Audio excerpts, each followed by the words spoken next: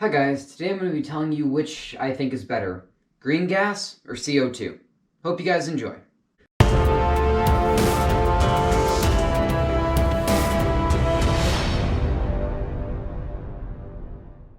Before we get into the comparison, you probably can see through this because I'm using a green screen background and this can has a lot of green on it. So for the sake of this video and your viewing enjoyment, I probably will not be showing this too much. However, I will show a picture of what a normal green gas can looks like on screen right here, but you probably won't see too much more of this. I'll just refer to it because it's green and it looks kind of funny.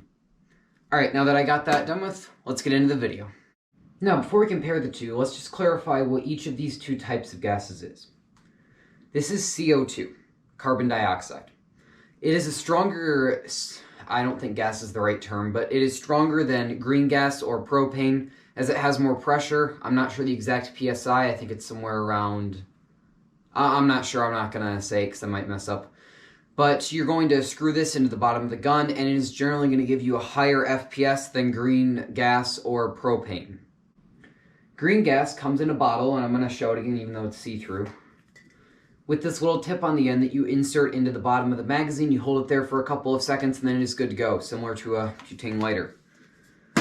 Green gas does not work as well in the winter, as it is a more low-pressure gas and will not perform as well, usually not working at all, whereas CO2 will.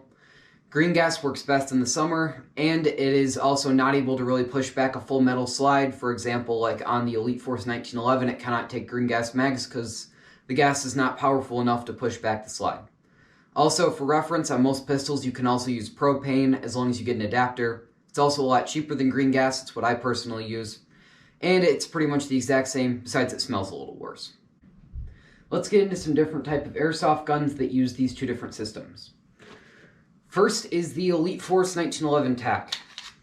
It takes CO2 magazines, single stack, and it is a blowback pistol, meaning that it blows back.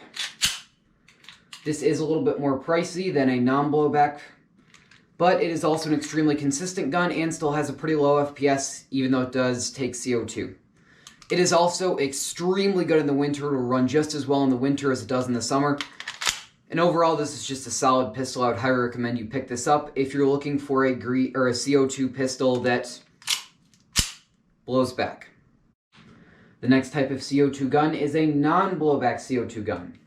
The main difference here from a gas blowback or a blowback CO2 handgun and a non-blowback CO2 handgun is that this does not blow back. To fire it, the hammer here simply goes back. You can also pull it back and then pull the trigger. But there is no recoil to this. It's not going to shake in your hand at all, so it's not the most realistic. By the way, this is an ASG Damn Western Revolver 2.5 inch. I did a review on this. You can check it out. I think it was pretty good. But these guns generally have a higher FPS, more consistency. But the trigger response is generally worse because of the longer trigger pull, because you have to pull the hammer back. It's not kind of already pre-cocked unless you pull it back like that. The next gun is a green gas blowback handgun. This is the Jag Arms Gmx1. I also did a review on this. Not the best pistol, but it is a green gas blowback pistol. It blows back with each shot. It doesn't have much recoil, but it still does blow back. The trigger response on this is super light. So that is one good thing about gas blowbacks in general, CO2 and green gas. You're going to have really good trigger response. Also, it's fun shooting them with the blowback. This particular pistol, as I said, uses green gas or propane. And it does work pretty well in the summer, but in the winter it won't shoot at all unless you use HPA, which for the sake of this video we will not be talking about. But really, it won't work in the winter, and it does have a sort of cooldown effect. If I shoot this too fast, too much, it'll have some issues cycling with the green gas because it sort of gets way too cold and then it has trouble functioning. The last gun is a non-blowback green gas handgun. I can't quite fit it in frame. There we go. This is my SSX-23, my Novritsch SSX-23. I also have a review on this. Go check that out. I also think that one's pretty good and informative. This is a non-blowback pistol, meaning same as the ASG Damn Western Revolver. It fires like that, pulling the hammer in the back manually instead of it having any blowback. Now this particular model is extremely upgraded with all upgraded internals. It is generally a very nice and accurate pistol. It also helps Because it is non-blowback, it has virtually no sound. It's super quiet. I use this with my ghillie suit and I can stay undetected.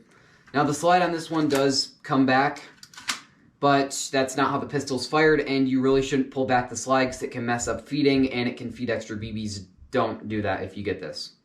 But yeah, this does actually work in the winter, although it has some troubles compared to a CO2 gun. It can work, mostly because of the non-blowback nature of it. But it works extremely well in the summer. If you do want to use this in the winter, it'll probably still work as long as you're not looking at sub-zero temperatures. But it probably won't shoot as well as in the summer, and you probably won't get as many shots out of your magazine as you would in the summer. Let's look at some pros and cons of CO2 first. Pros. It is one of the most reliable systems, really, because it will work both in the winter and the summer without fault or really any difference. It is also gives you a lot of power and a lot of kick with most pistols because it has a higher PSI, so you really feel the recoil when you shoot a gun, a CO2 pistol, compared to a green gas pistol. And it is also more user-friendly, really. It's easier to install, plus there are way more platforms that I'm aware of, pistol platforms that use CO2 out there. Correct me if I'm wrong, that's just what I've seen, is that there are more CO2 platforms than there are green gas for pistols out there.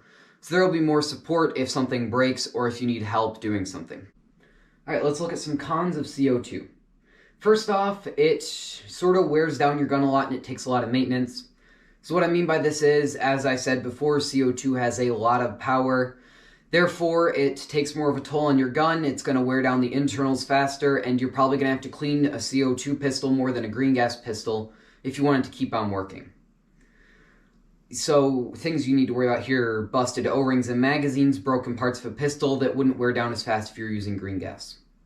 Another con is the price. Overall, CO2 is more expensive than green gas, and is much more expensive than propane if you go the propane route.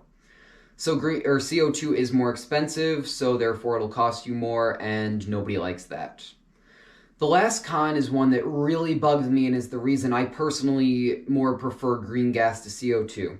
And this is the sort of slow depleting effect. I'm not sure if there's a specific term for this, there probably is, but I'll explain it in my best words.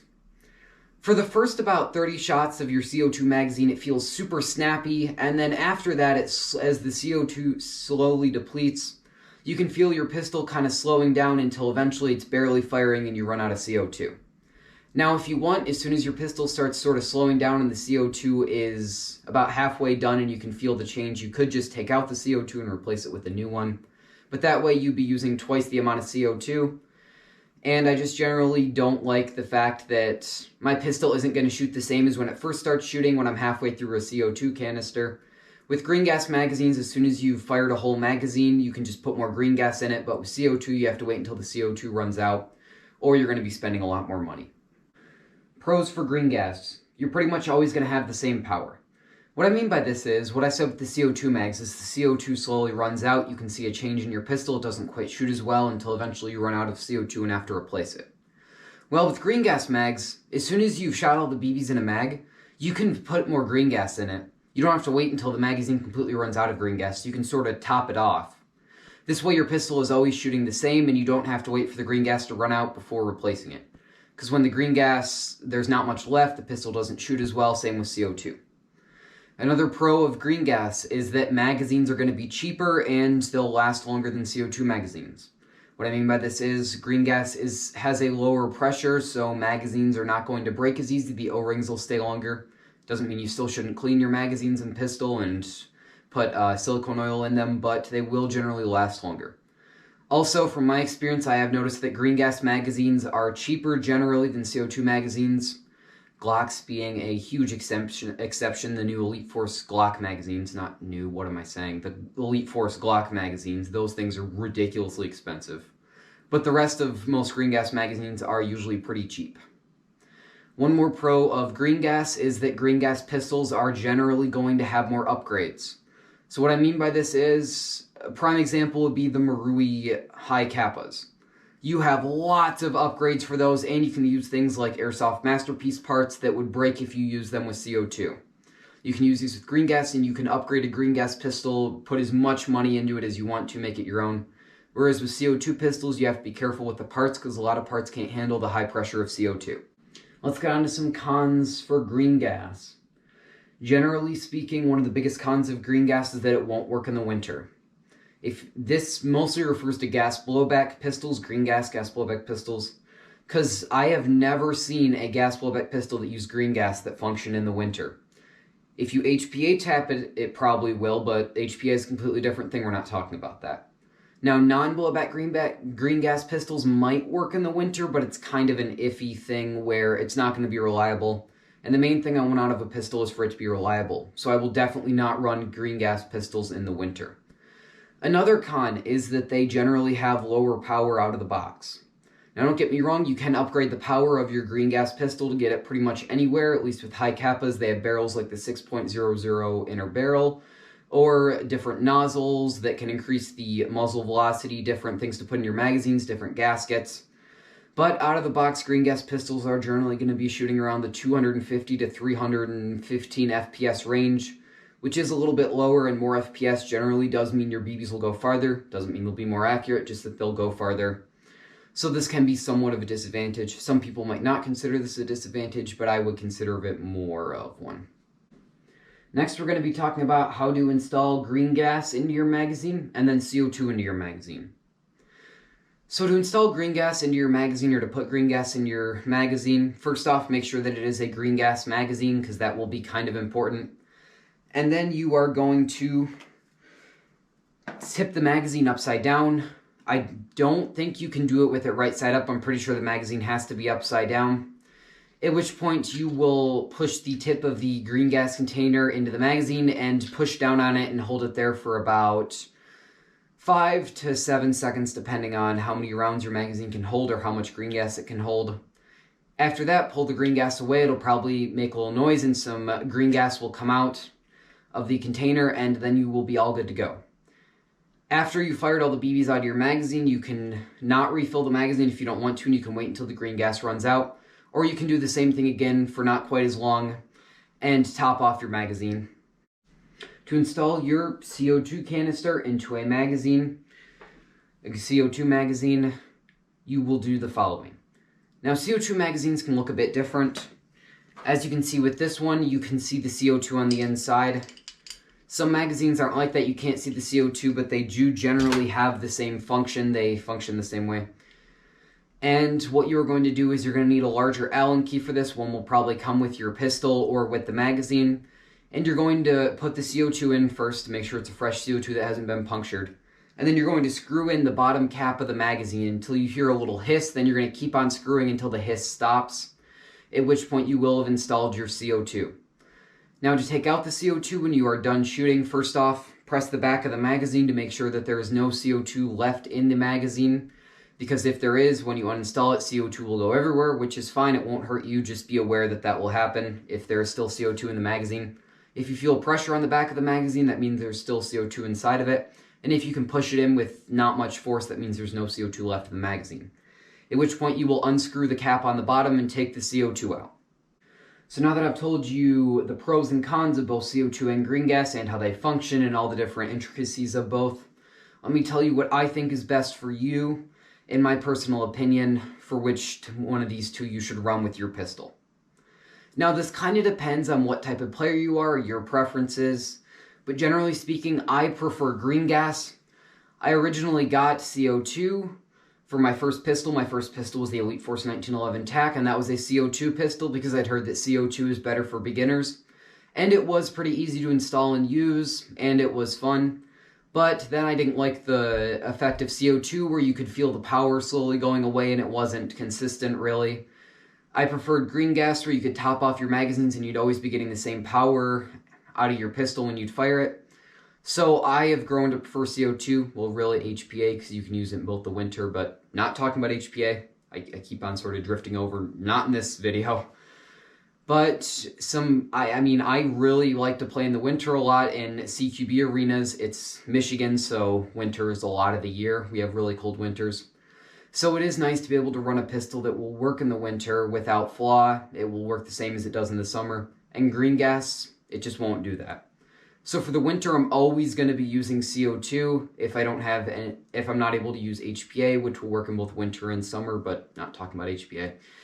I will always use CO2 in the winter, and as soon as it gets warm enough to use green gas, I will immediately switch to green gas for its reliability, ease of use, and because it is a lot cheaper. Propane's a lot cheaper than CO2. Green gas is also cheaper. So my recommendation to you would be, if you play in cold areas a lot, I would recommend CO2. And if you're generally playing in warmer areas, I would more recommend green gas. Also, if you are a beginner to airsoft, or airsoft pistols at least, I would more recommend CO2, as it is going to be easier to use. There's going to be more reviews on it and other things like that. So if you're a beginner, I would more recommend CO2. You don't have to be too experienced to use green gas, just be aware that it's going to be a little bit more complicated. Alright guys, that is all for this video. I hope I helped some of you out and helped your decision-making process of green gas or CO2. Also, I'm using a new camera in this video. It's the new GoPro Hero 9. Yep, Hero 9. So tell me how you think that looks. I will hopefully have a review of that coming soon if you guys want to see that. And stay safe, guys. Hope you enjoyed.